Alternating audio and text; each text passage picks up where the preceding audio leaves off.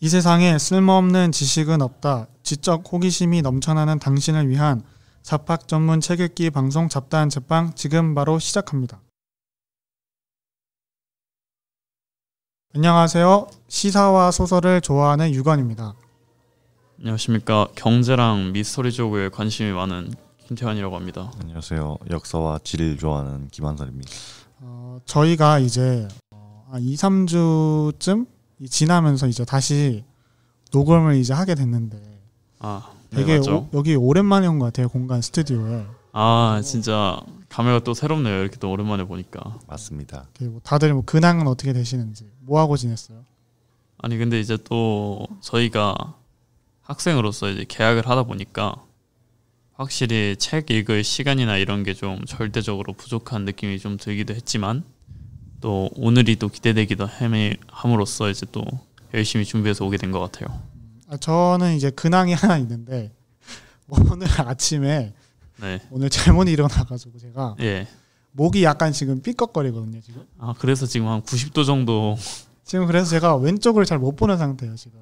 그래가지고 지금 목이 너무 아파서 오늘 이따가 좀 병원에 좀 가보려고. 병원까지. 네, 그래야 될 것 같아요. 병원 가봐야 될 것 같아요. 그래서 지금 목이 너무 아파요.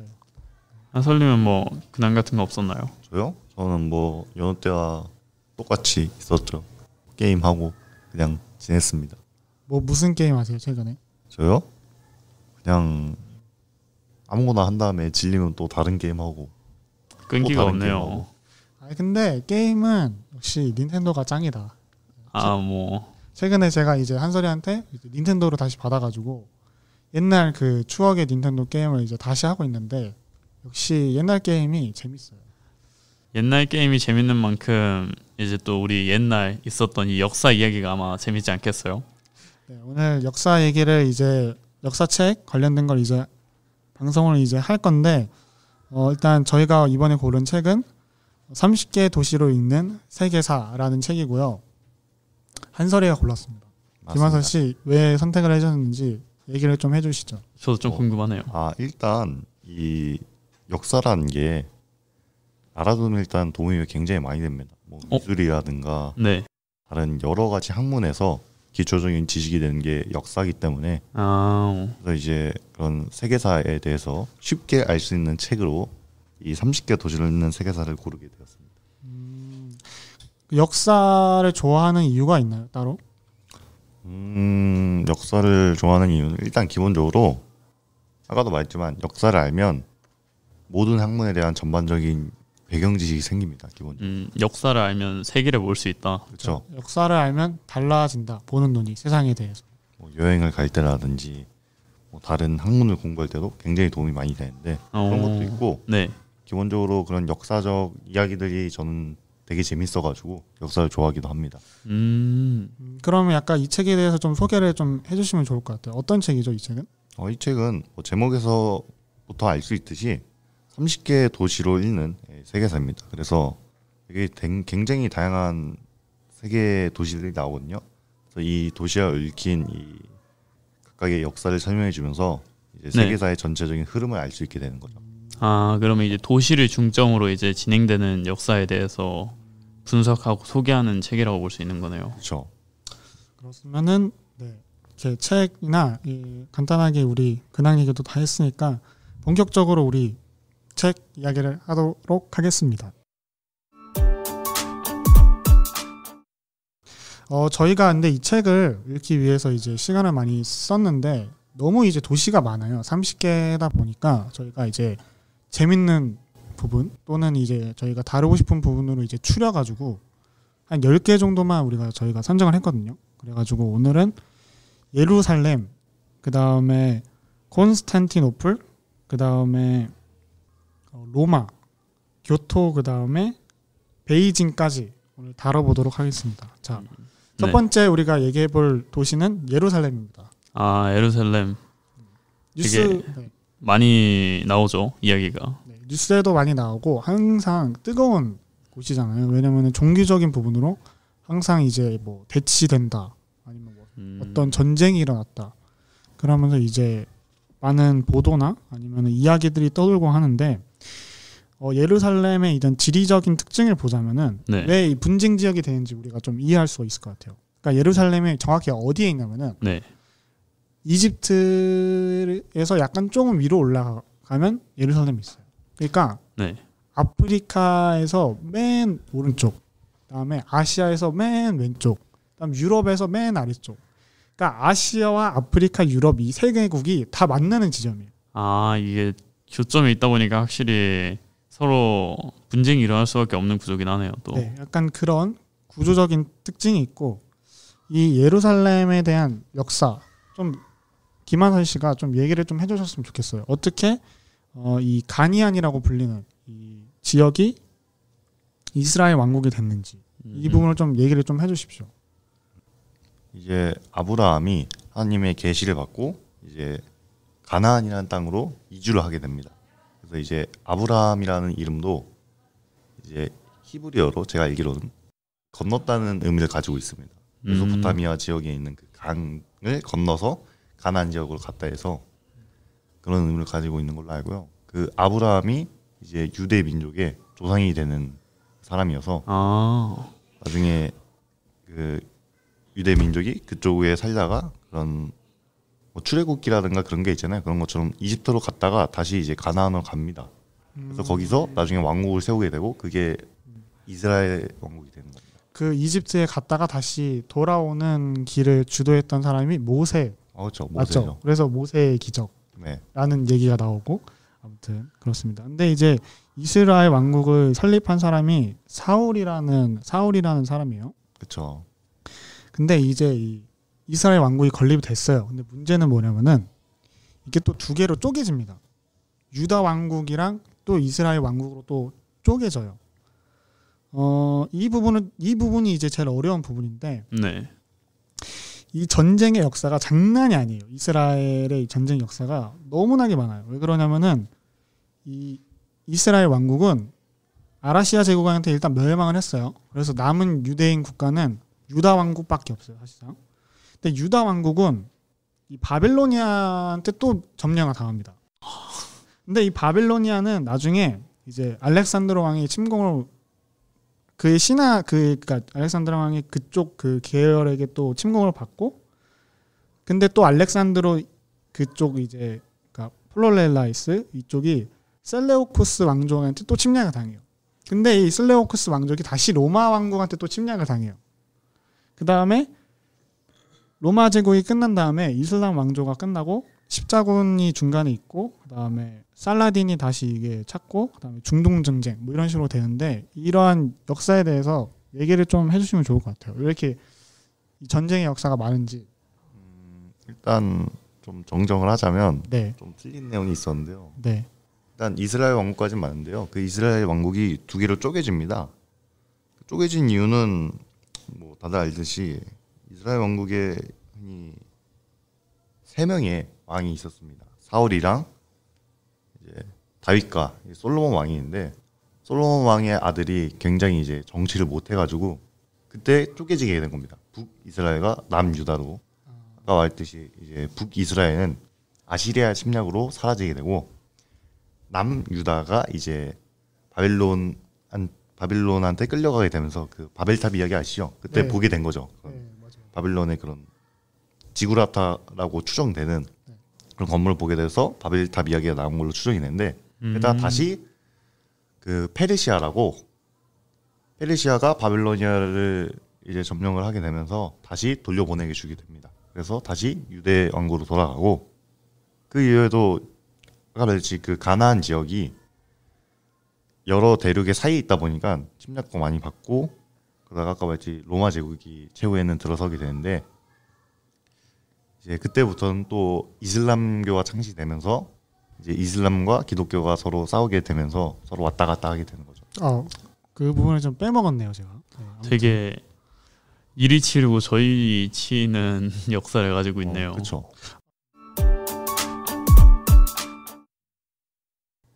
자, 그래가지고 이제 반유대주의라는 개념이 이제 유럽에서 이제 막 떠오를 때였거든요.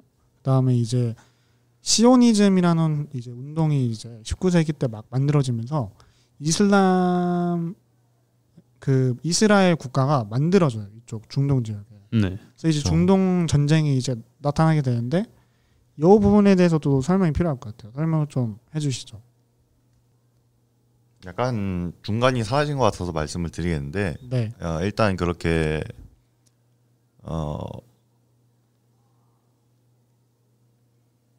이제 그 유대교에서 시간이 지난 다음에 이제 예수님이 나오셨잖아요.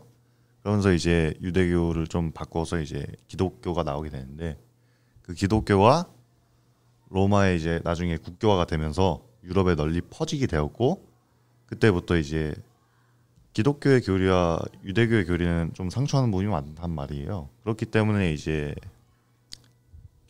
나중에 유럽은 대다수가 기독교를 믿게 되는데 그렇다 보니까 그때부터 유대인에 대한 그런 차별이 생기게 된 거고 그게 계속 이어지다가 아까 말했듯이 이제 19세기쯤에 유대인이 이제 다시 모여서 하나의 국가를 건설하자는 그 시오니즘이 생기게 된 거죠. 그럼 그 반유대주의로부터 저희가 알고 있는 뭐 유대인 탄압이라던가 이런 게 생긴 거라고도 볼 수 있나요?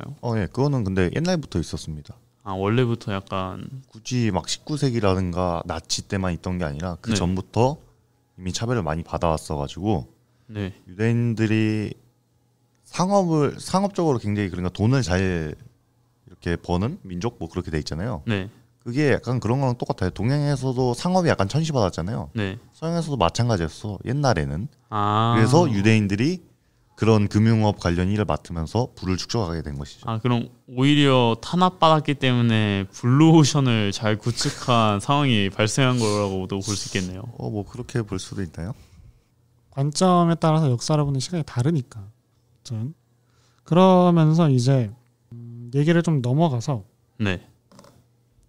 이제 콘스탄티노플에 대해서 이제 좀 얘기를 좀 해볼 건데, 로마에 대해서 우리가 얘기를 해볼 건데, 로마라는 제국이 되게 신기하게 탄생이 됐어요. 이가. 그렇죠. 제가 로마에 대해서 좀 그래도 어렸을 때 책을 보면서 좀 기억이 나는 부분이 하나 있는데, 네. 그다음에 또 제가 이제 축구 광이거든요. 그래서 AS 로마라는 팀이 있어요. AS 로마 팀에 있는 그 로고에 보면은 늑대가 있고 그 아이들이 그 젖을 빨고 있는 사진이 있거든요. 그러니까 근데 이게 뭐냐면은 로마 신화인 로물로스에 대한 이야기예요. 그러니까 로물로스가 늑대의 젖을 빨면서 국가를 만들었어요. 맞습니다.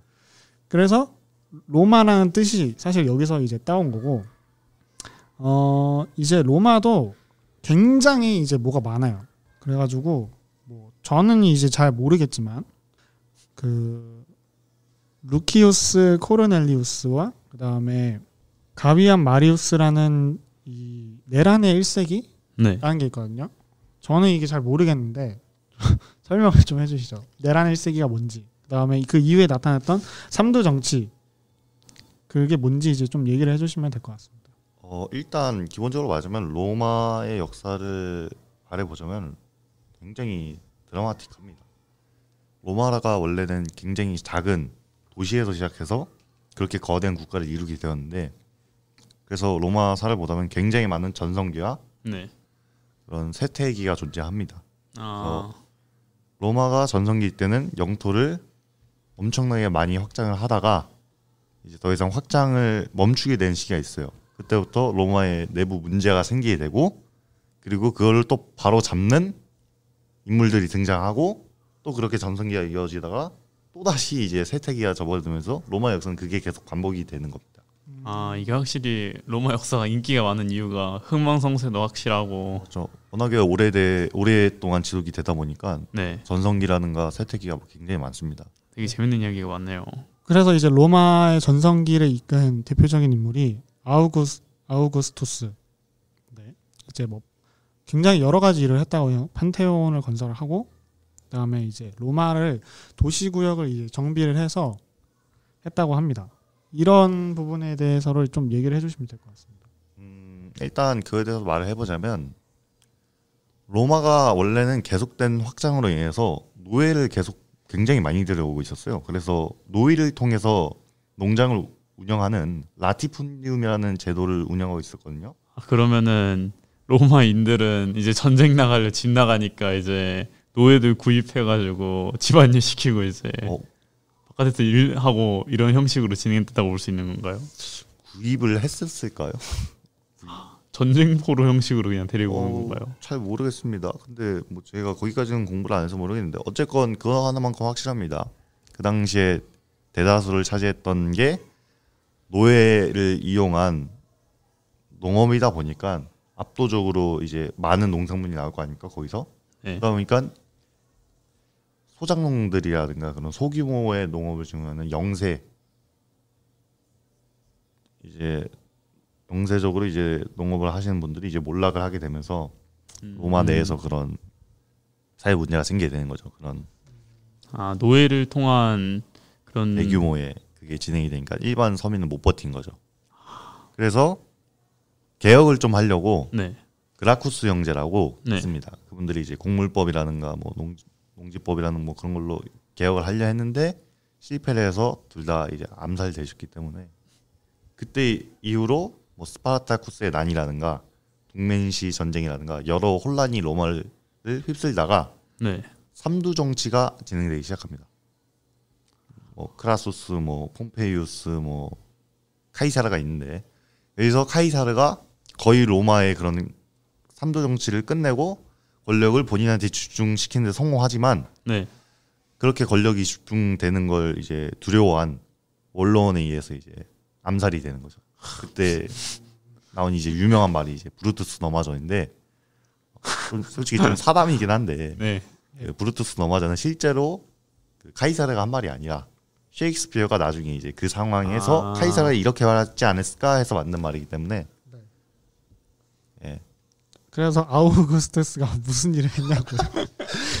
아우구스투스는 네. 그 카이사르의 양자입니다. 양자. 네네네. 예. 그래서 카이사르가 다 정리를 해놨잖아요. 그거를 이어받아서 이제 옥타비아누스예요 원래 이거는. 네 맞아요. 걔가 이제 황제에 등극하게 되는 거죠 로마. 그때부터 로마는 재정에 돌입하게 되는 거죠. 그러면은 이제 카이사르 막 브루투스 넘어져 하면서 암살당하고 죽은 다음에 이제 얌전히 있던 권력 받아먹고 이제 딱 황제가 된 케이스라고 볼 수 있겠네요. 그렇죠. 그리고 그때부터 팍스 로마라고 합니다. 네, 로마의 그 오현제라고 시기. 해요. 오현제. 번영의 시기라고 하죠. 이제 어느 정도 권력도 이제 그렇죠. 중앙으로 통일됐고. 집중됐으니까. 근데 그 흥망이 깨진 이유라든지 그 이후의 내용을 좀 잘 모르니까 왜 그런 거예요? 그런 거? 그게 아마 그 옥타비아누스가 집권을 하고 나서 1세기쯤에 기독교가 생기는 걸로 알고 있습니다. 네. 뭐 그리고 그 다음에 그 유명 오현제 시기가 시작이 되는데 그 오현제 시기를 보시면 알겠지만은 자신의 자식한테 물려주는 게 아니에요. 그러니까 능력 있고 재능 있는 사람을 자기 양자로 삼아가지고 물려주는 식으로 진행을 했는데 오현제의 마지막 황제가 아마 마르쿠스 아우렐리우스였나 뭐 그런 걸로 기억을 하고 있는데 그 사람은 자기 자식한테 상속을 그 왕위를 물려주게 되면서 오현제 시기가 끝나고 아마 군인 황제 시기로 돌아가는 걸로 아는데 군인 황제 시기는 말 그대로 군인이 황제를 한 거예요. 군사적으로. 그런 또 혼란기가 또 이어지게 되는 거죠.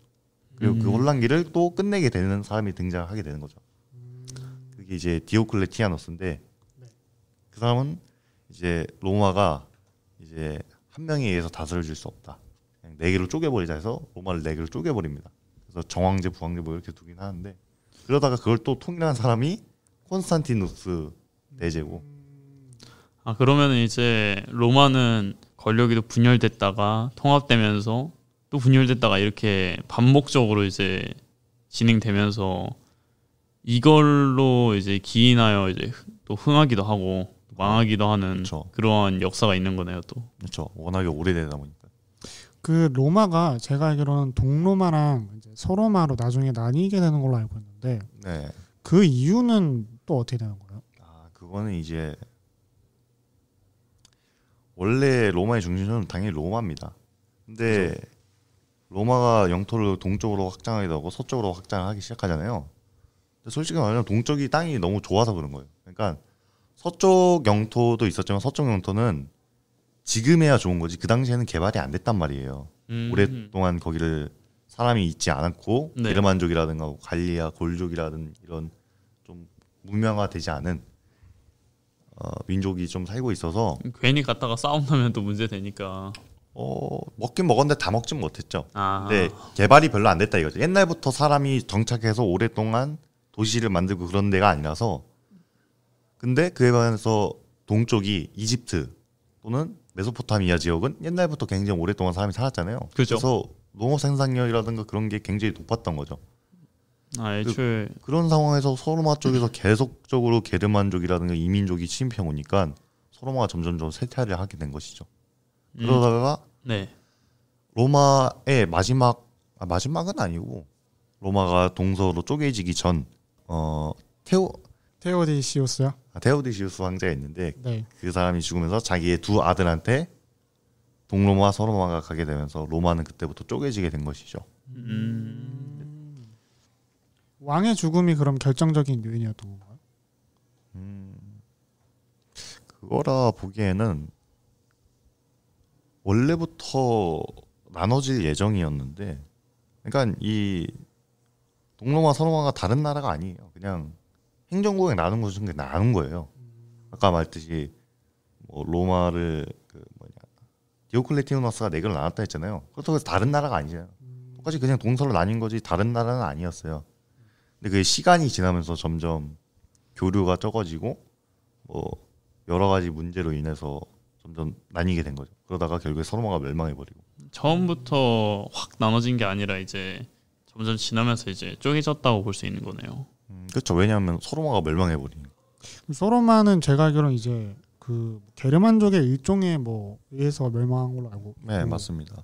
그다음에 이제 동로마도 게르만 쪽에 엄청나게 많은 그 침입을 받았다고 해서 나중에 이제 프랑크 왕족에게 뭐 도움을 요청했다. 그런 얘기도 있는데 그런 부분은 또 뭔지.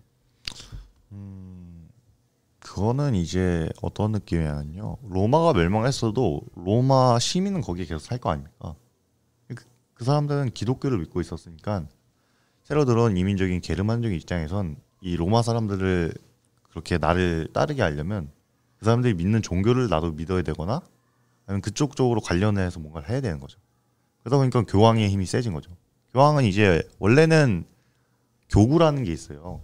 그러니까 어떠한 기독교를 퍼뜨려야 될 거 아닙니까? 네. 이제 근데 그거를 이제 좀 총괄해서 하는 데가 교구가 있는데 그래서 로마 교구가 있었어요. 로마에도 총 5개의 교구가 있었는데 그래서 로마 교구가 좀 웃긴 얘기인데요. 갑자기 지가 그 5개의 교구 중에 제일 잘났다고 하는 겁니다. 진짜요. 선동을 하는 거예요, 그냥 이제. 그래서 지가 교황이 돼요. 아, 그런가요? 네. 근데 로마 시민들도 그거에 대해서 약간 신빙성이 있다 생각해서. 왜냐면 로마가 그 예수의 제자인 베드로가 있었잖아요. 네. 베드로가 죽은 거니까 로마가 실제로 좀 더 낫지 않나? 라는 생각하게 되면서 로마 주교에 약간 힘이 세지면서 교황이 된 거죠. 원래는 이 교황이라는 말이 원래는 영어로는 그게 주교를 가리키는 말이었는데 그게 교황을 가리키는 말로 굳어지게 되면서 원래 그 주교라는 용어가 완전히 교황이라는 용어로 대체가 된 걸로 알고 있어요. 의미가 완전히 변해버린 거예요. 그런 내용이군요. 알겠습니다. 그러면은 저희가 이제 또 다른 얘기로 넘어와서 이제 콘스탄티노플 아까 이름이 나오긴 했지만 사실 근데 이렇게 뭐 얘기를 하니까 어려워 보이는 도시 같지만 사실 이스탄불이에요. 콘스탄티노플이. 그렇죠. 되게 이름이 여러 가지죠. 콘스탄티노플이 되게 역사적으로 되게 여러 가지 이름이 바뀌면서 이제 또 진행이 돼 왔습니다. 근데 이렇게까지 이름이 많은 이유가 뭐였을까요? 기본적으로 역사가 굉장히 오래되기도 했고 굉장히 여러 민족이 그 지역을 얻어서 그런 거죠. 왜냐면 네. 부르는 이름이 서로 다를 거 아닙니까? 민족마다. 네, 그래가지고 이제 콘스탄티누스가 여기를 이제 이름을 따온 건데 콘스탄티누스가 이제 수도를 이쪽으로 옮기려고 해요. 한 3세기 때, 기원전 3세기 때 이곳을 옮기려고 하는데 그 콘스탄티누스가 꼭 수도로 옮겼어야 했던 이유, 그다음에 왜 콘스탄티노플이 중요한지 그 부분을 좀 얘기해 줬으면 좋겠습니다.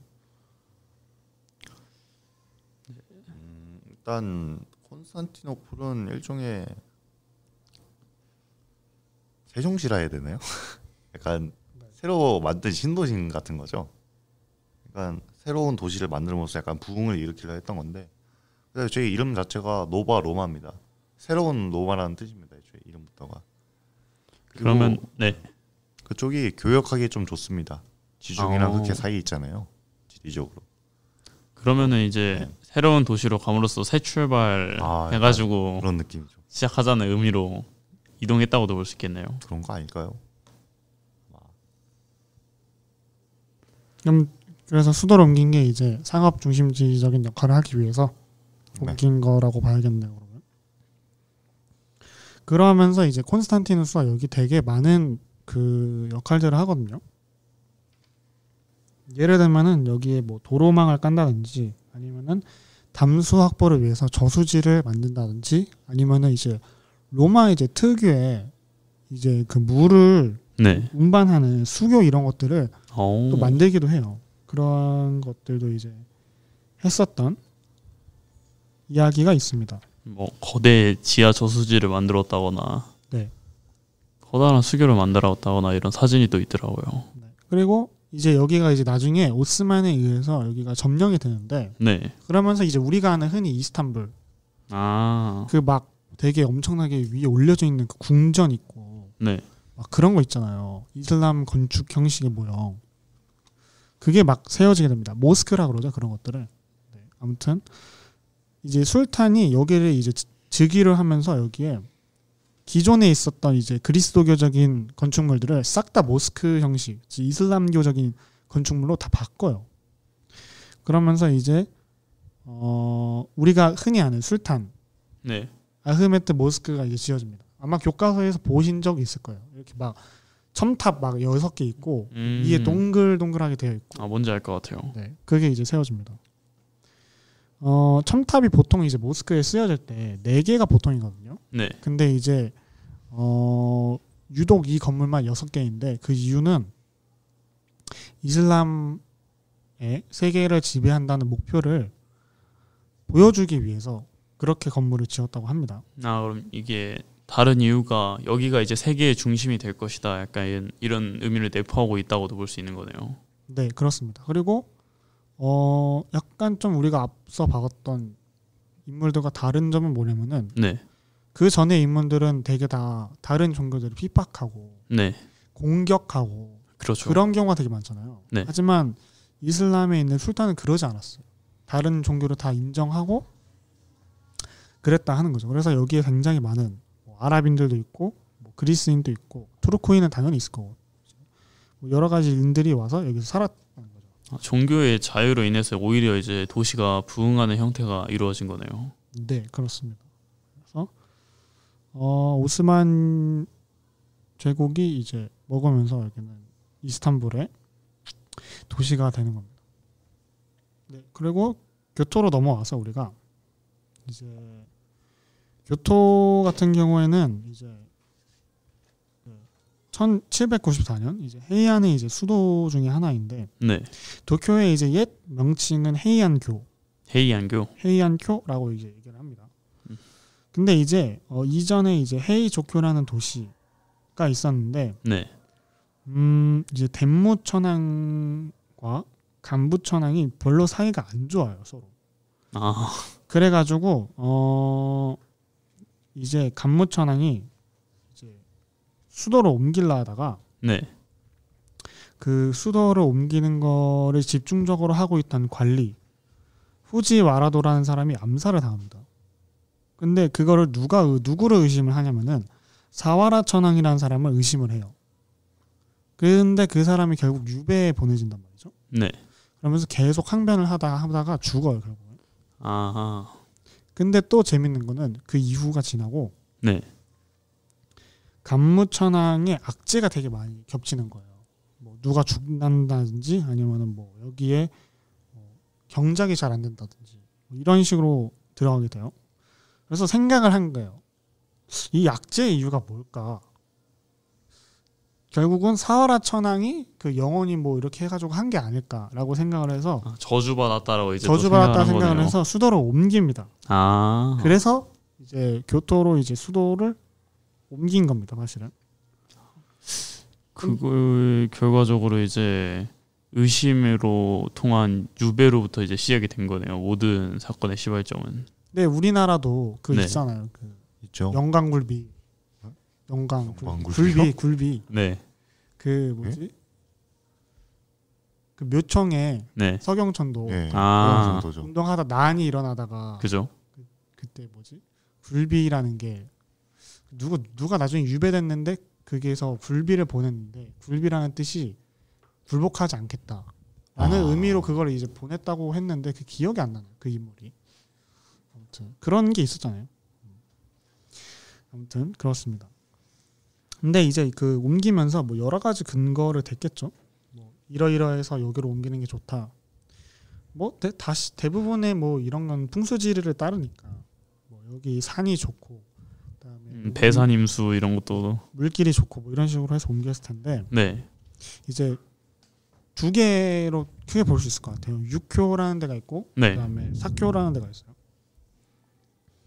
근데 이제 도쿄에 이제 중심이 있고 이제 왕이 있으면은 우쿄가 이제 서쪽에 있고 사쿄가 아마 동쪽에 있을 거거든요.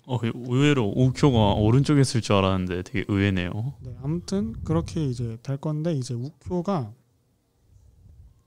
범람을 되게 많이 하고 그다음에 말라리아 병에 다 걸려가지고 여기 있는 사람이 다 사쿄로 이제 넘어가요. 지리적으로 안 좋았군요, 이게 되게. 그러니까 같은 도시 쪽에 있다 하더라도 어디가 좋고 어디가 좋은지에 따라서 다 이동을 한 건데. 그래가지고 막 그 사쿄는 막 여기가 이제 막 발달될 거 아니에요. 사람이 막 모이니까 상업적인 막 도시로도 발달하고, 그다음에 뭐 굉장히 사무라이들이 여기 지역에 많이 지었다고 해요. 그러다가 뭐 전쟁 같은 게 일어나면서 여기가 좀 약간 황폐화가 되는데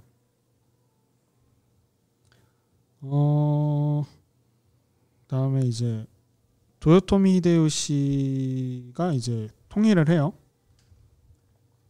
도요토미 히데요시가 이제 통일하면서 이쪽 지역을 되게 많이 재건을 하려고 노력을 해요. 그래서 여기 한 것 중에 이제 뭐 이쪽에 비단 사업 같은 걸 이쪽에 열거나 아니면은 이쪽에 물을 공급하는 장치를 연결을 해가지고 물이 들어오거나 물자가 들어올 수 있도록 이렇게 연결을 했다 그래요. 상업 활성화하고 막 수도 활성화하고 이렇게 진행을 했었네요. 그래가지고 이제 그렇게 되는 것 같습니다. 그러면은 이제 결과적으로 나누어졌던 그 교토가 다시 부흥을 하면서 새롭게 떠오른 이제 일본의 천년의 역사라고도 볼 수 있는 거네요.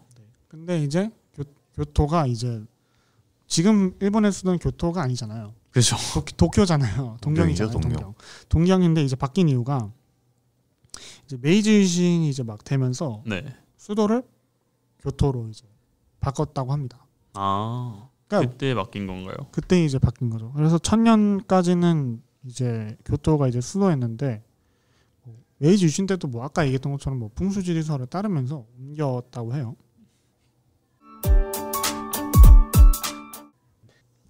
그럼 저희가 지금까지 이 30개 도시를 있는 세계사 안에 있는 여러 가지의 도시들 중 몇 가지를 소개해 보았는데요.